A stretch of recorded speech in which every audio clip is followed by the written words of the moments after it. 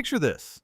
You are sitting in the sleeper berth of your Cascadia at a truck stop, watching the after-treatment warning light cycle through amber, then red.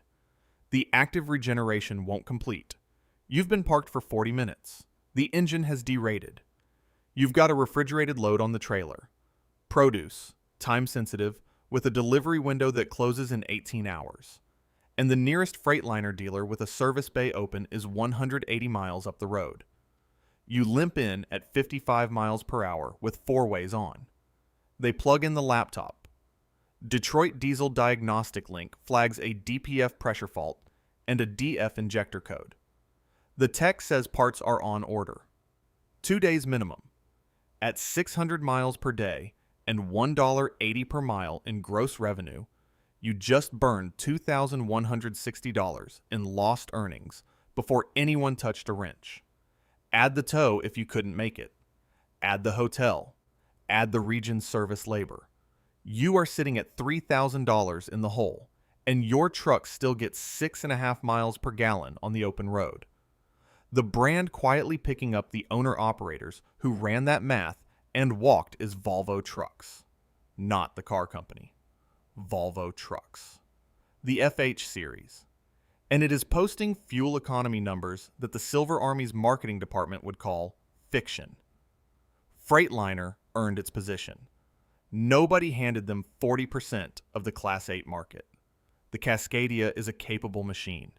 The DD15 engine is a proven platform with hundreds of thousands of hours logged across American fleets. The Silver Army built its dominance on real advantages: dealer density, coast-to-coast parts pipelines, financing programs shaped around the owner-operator, and a cab that American long-haul drivers know by feel. For 30 years, if you pulled freight in the continental United States, you almost certainly did it behind a hood built in Portland or Denton. Every fleet ran the Silver Army. Every dealer stocked Silver Army parts. That ecosystem was not a coincidence. It was a generation of loyalty earned mile by mile. But something broke in the last decade. The emission systems got heavier, more complex, and more expensive to fail. The software got locked. The fuel economy stalled. And a Swedish truck that looks different, sits different, and shifts different started showing up in the fuel logs of fleets that used to bleed Freightliner parts numbers. Here is why. The Volvo FH with I-Shift is not simply a truck with a better transmission. It is a truck built around a different engineering philosophy from the ground up, one that treats fuel economy as a systems problem, not an engine problem, and the gap between those two approaches is where the money disappears. Start with the I-Shift transmission itself. The I-Shift is a 12-speed automated manual gearbox. It is not a traditional automatic. It does not run a torque converter. It is a standard manual transmission controlled by an electronic brain that reads gradient sensors, GPS topography data, load weight, and vehicle speed simultaneously. The system, Volvo calls it IC, looks at the road ahead, not the road underneath. When the FH's brain detects a descent approaching, it pre-selects the correct gear at the crest, builds momentum over the top, and coasts the truck through the valley with the diesel engine at rest. Not working. Resting. That is fuel that never gets burned, on every downgrade, on every run, compounding across 120,000 miles a year. Now layer the powertrain integration on top of that. The Volvo D13 engine in the FH series was engineered as part of the same unified system as the I-Shift and the truck's aerodynamic package. The engine management, the transmission logic, and the drag profile were developed together, calibrated together, and validated together. In the Cascadia, with the DD15, the engine is an outstanding diesel, but the powertrain components were developed on overlapping timelines by teams that did not always share calibration targets. The result is a truck that works, but not as a single optimized system. Then there is the shape of the truck. The Volvo FH is a cab-over design. The driver sits directly above the front axle. The engine sits beneath the cab floor. That geometry shortens the overall truck length, closes the gap between the cab face and the trailer nose, and drops the aerodynamic drag coefficient below what any hood-forward conventional can match at highway speed. At 65 miles per hour, aerodynamic drag accounts for roughly 65% of total fuel load on a Class 8 truck. The shape is the fuel economy. The Cascadia's long hood is engineering legacy translated into a permanent drag penalty at every mile per hour above 50. Volvo publishes FH Series fuel economy figures in European long-haul applications at 9.5 to 10.5 miles per gallon. Cascadia operators running comparable long-haul cycles report 6.2 to 7 miles per gallon. That is a gap of 2.5 to 3 miles per gallon, and it is not a rounding error. It is built into the architecture of the truck. If you run a truck and want to stay on top of what is happening in this industry, hit subscribe. I cover the real story behind the rigs every week. Not the press releases, not the dealer talking points. What is actually happening out on the road? At $4 per gallon of diesel, the difference between 6.5 miles per gallon and 9.5 miles per gallon is not a preference. It is a business model. It is the number that determines whether an owner-operator finishes the year ahead or calls the factoring company on a Friday afternoon. Run the arithmetic. An owner-operator turning 120,000 miles per year at 6.5 miles per gallon burns 18,461 gallons of diesel annually. At $4 per gallon, that is $73,844 in fuel. The same operator, same miles, running the Volvo FH at 9.5 miles per gallon, burns 12,631 gallons. That is $50,524 in fuel. The gap is $23,320 per year. Not per decade, per year. That is a truck payment. That is 3 months of health insurance. That is the difference between a year that works and a year that doesn't. Stretch that across 5 years of ownership, and the fuel gap alone reaches $116,600. Add the repair differential. The Cascadia's aftertreatment system, the DEF injector, the DPF, the EGR cooler, the associated sensors, and wiring cost between $8,000 and $15,000 per major repair event when it fails.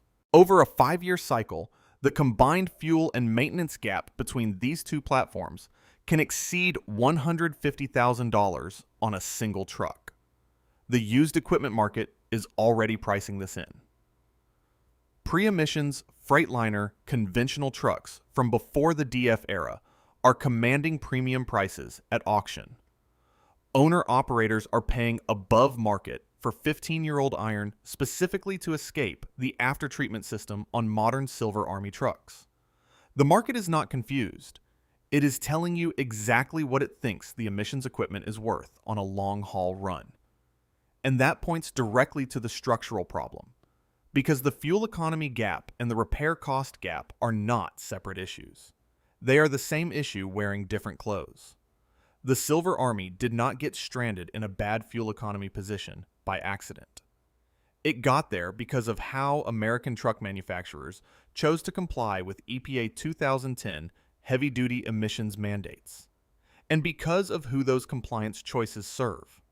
Modern Cascadia trucks manage the DEF system, DPF loading, and EGR function through proprietary software. Freightliner calls it Service Link.